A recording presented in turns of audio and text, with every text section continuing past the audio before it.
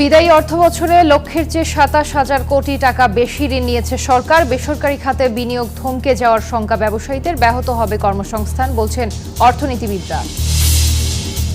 ভোক্তা পর্যায়ে এলপিজির দামে বড় পতন, ১২ কেজি সিলিন্ডারে কমেছে ৩৫৭ টাকা, নতুন দাম ১,৫২৮ টাকা, লিটারে ১৬.৫ টাকা কমেছে অটো গ্যাসের দাম। এবং নানামুখী সংকটে কঠিন সময় পার করছেন ক্ষুদ্র ও মাঝারি উদ্যোক্তারা। মুখ থুবড়ে পড়েছে বিনিয়োগ, নতুন উদ্যোক্তা তৈরিতে জোর সরকারের।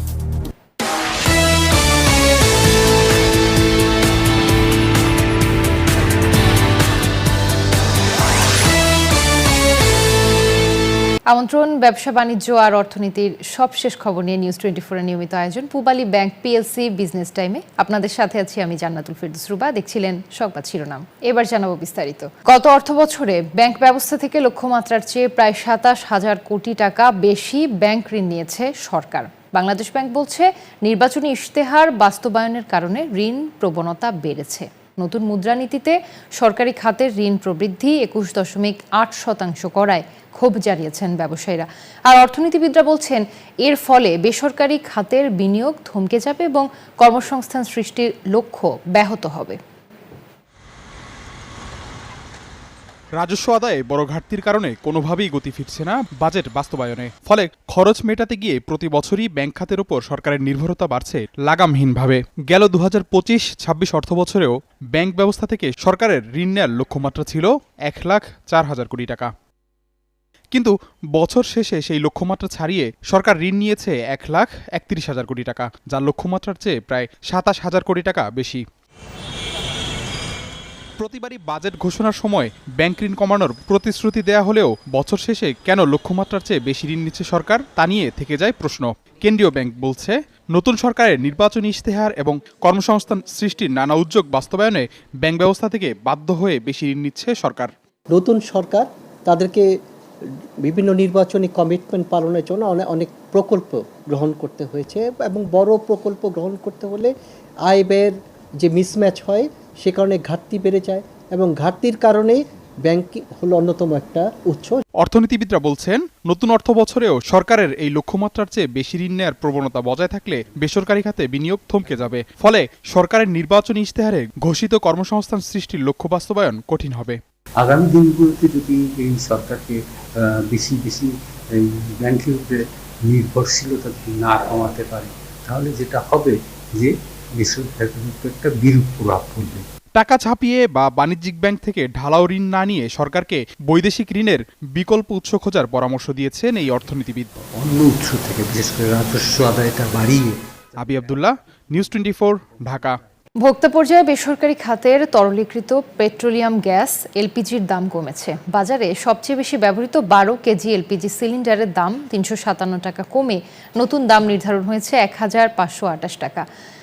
বৃহস্পতিবার নতুন দাম ঘোষণা করেছে Bangladesh energy regulatory commission BERC. BERC বলছে, বাজারে বিভিন্ন আকারের এলপিজি সিলিন্ডার পাওয়া যায়। এখন থেকে প্রতি কেজি এলপিজির দাম ১২৭ টাকা ৩০ পয়সা।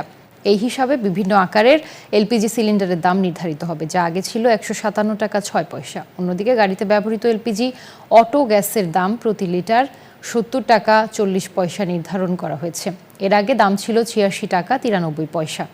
আন্তর্জাতিক বাজারে সুদের হারের ওঠানামার ঝুঁকি থেকে আমদানিকারকদের সুরক্ষা দিতে ফরওয়ার্ড রেট চুক্তির অনুমোদন দিয়েছে বাংলাদেশ ব্যাংক। প্রজ্ঞাপন জারি করে কেন্দ্রীয় ব্যাংক জানায়, সরবরাহকারী ও ক্রেতা ঋণের আওতায় ইউজেন্স আমদানিতে এ সুবিধা পাওয়া যাবে। এর ফলে আমদানিকারকরা আগেই ভবিষ্যতে সুদের হার নির্ধারণ করে রাখতে পারবেন। অনুমোদিত ডিলার ব্যাংকগুলো বিদেশি মুদ্রায় ঋণ গ্রহীতা আমদানিকারকদের সঙ্গে চুক্তি করতে পারবে, তবে এটি শুধু প্রকৃত আমদানি লেনদেনের ঝুঁকি ব্যবস্থাপনায় ব্যবহার করা যাবে, ফাটকা লেনদেনে নয়। ফরওয়ার্ড রেট এগ্রিমেন্ট বা এফআরএ চুক্তিতে ব্যাংকের মার্জিন সর্বোচ্চ 10 ভিত্তি পয়েন্ট এবং মোট চুক্তির পরিমাণ সংশ্লিষ্ট ব্যাংকের গত ১২ মাসের গড় মাসিক বৈদেশিক মুদ্রা প্রবাহের 25% মধ্যে সীমিত রাখতে হবে। বাংলা কিউআর প্রবর্তন এখন শুধু বাংলাদেশ ব্যাংকের নয়, এটি জাতীয় এজেন্ডায় পরিণত হয়েছে বলে জানিয়েছেন কেন্দ্রীয় ব্যাংকের মুখপাত্র আরিফ হোসেন খান। তিনি বলেন, এটি বাস্তবায়নে ব্যাংক বা এমএফএস প্রতিষ্ঠানের কোনো শৈথিল্য হলে কঠোর শাস্তিমূলক ব্যবস্থা নেওয়া হবে। বৃহস্পতিবার সাংবাদিকদের প্রশ্নের জবাবে কেন্দ্রীয় ব্যাংকের মুখপাত্র আরিফ হোসেন খান বলেন, বাংলা কিউআর এখন সরকারের শীর্ষ অগ্রাধিকার। গভর্নরের নেতৃত্বে আন্তঃমন্ত্রণালয় স্টিয়ারিং কমিটির মাধ্যমে বিভিন্ন নিয়ন্ত্রক সংস্থার সঙ্গে সমন্বয় কাজ চলছে। তিনি বলেন, শুরুতে লাভজনক না মনে হলেও দেশজুড়ে বাংলা কিউআর চালু হলে সব প্রতিষ্ঠানের ব্যবসার পরিধি বাড়বে। তাই নির্দেশনা অমান্য করলে কঠোর শাস্তির পাশাপাশি বাজারে টিকে থাকাও কঠিন হবে। এ সময় ওয়ান নেশন ওয়ান কিউআর বাস্তবায়নে সব ব্যাংক ও এমএফএস প্রতিষ্ঠানকে সর্বোচ্চ চেষ্টা করার আহ্বান জানান তিনি। কোনো প্রতিষ্ঠান আমাদের নির্দেশনা মানার ক্ষেত্রে শৈথল্য প্রদর্শন করছে, তাদেরকে শাস্তির আওতায় আনা হবে। ব্যবসায়িক দৃষ্টিকোণ থেকে কোনো প্রতিষ্ঠানে মনে হতে পারে বিকিউআরে অংশগ্রহণ আমাদের প্রতিষ্ঠানের জন্য লাভজনক না। গভর্নর মহোদয়ের নেতৃত্বে একটি আন্তঃমন্ত্রণালয় একটি স্টিয়ারিং কমিটিও কাজ করছে। অর্থায়ন জটিলতা, ভ্যাট ট্যাক্সের হয়রানি, কাঁচামালের আকাশচুম্বী দাম আর জ্বালানি সংকটে কঠিন সময় পার করছেন দেশের ক্ষুদ্র ও মাঝারি উদ্যোক্তারা। তাই সম্ভাবনা থাকা সত্ত্বেও ব্যবসা করতে পারছেন না তারা। মুখ থুবড়ে আছে বিনিয়োগ, যদিও নতুন উদ্যোক্তা তৈরির ওপর জোর দিচ্ছে বর্তমান সরকার। ফারজানা রিয়ার রিপোর্টে বিস্তারিত।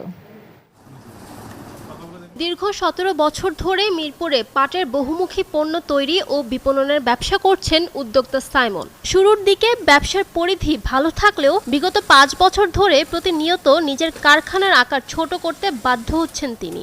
একদিকে বিক্রি কমেছে, অন্যদিকে কাঁচামালের দাম বৃদ্ধি ও ভ্যাট ট্যাক্সের জটিলতায় এখন প্রতিদিনের ঘুম ভাঙছে একরাশ অনিশ্চয়তা আর আতঙ্ক নিয়ে। আমার কাছে যদি গভর্নমেন্ট ওয়ার্ক অর্ডার থাকে, ওই লোন প্রসেস হতে হতে দেখা যাচ্ছে 1-1.5 মাস লাগে, অথচ আমার প্রোডাক্ট সাপ্লাই দেওয়ার সময় থাকে 15 দিন, 1 মাস। দ্রব্যমূল্যর দাম বাড়ছে, ওয়ার্কারদের স্যালারিটা বাড়ছে, সবকিছুই বাড়ছে। সবকিছু মিলিয়ে এই মুহূর্তে ব্যবসা করাটা আসলে আমাদের জন্য খুবই চ্যালেঞ্জিং হয়ে যাচ্ছে।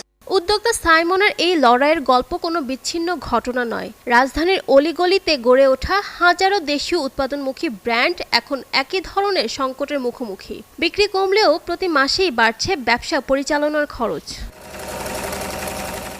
সরকারি তথ্য মতে দেশে বর্তমানে 177টি সুনির্দিষ্ট এসএমই ক্লাস্টারে নিবন্ধিত প্রতিষ্ঠান রয়েছে প্রায় 60,000, যাদের বার্ষিক আর্থিক লেনদেনের পরিমাণ 29,000 কোটি টাকারও বেশি। তবে সম্ভাবনার এই বিশাল খতিয়ানের উল্টো পিঠে রয়েছে এক ধূসর বাস্তবতা।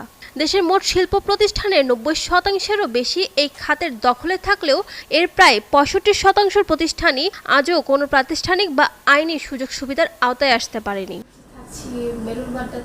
মাঠ পর্যায়ের এই ভঙ্গুর চিত্র উঠে আসছে খোদ নীতি নির্ধারকদের তথ্যেও। এক্সপোর্টের ইনসেনটিভ বা প্রণোদনা তুলতে গেলে ক্ষুদ্র উদ্যোক্তাদের 16 থেকে 17টি ডকুমেন্ট রেডি করার আমলাতান্ত্রিক ক্যারাকলে পড়তে হয়। 177টা ক্লাস্টার আইডেন্টিফাই করা আছে এসএমই ফাউন্ডেশনের, সেখানে তাদের নিড অ্যাসেস করি আমরা।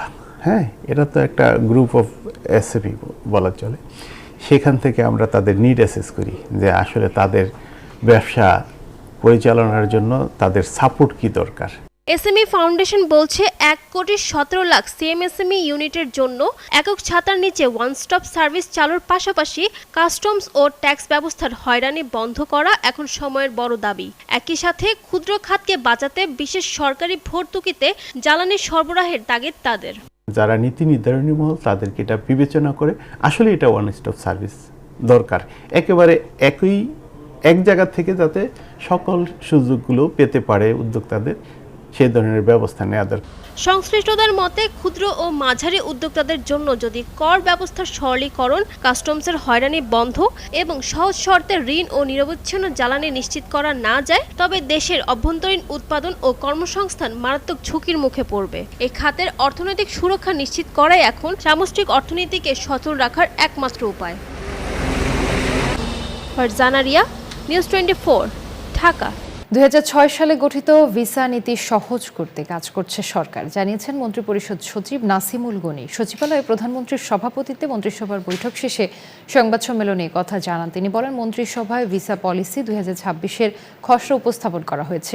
অর্থমন্ত্রী আমির খসরু মাহমুদ চৌধুরীর নেতৃত্বে একটি কমিটিও গঠন করা হয়েছে। তবে কালো তালিকাভুক্ত দেশগুলো আগের মতোই আছে।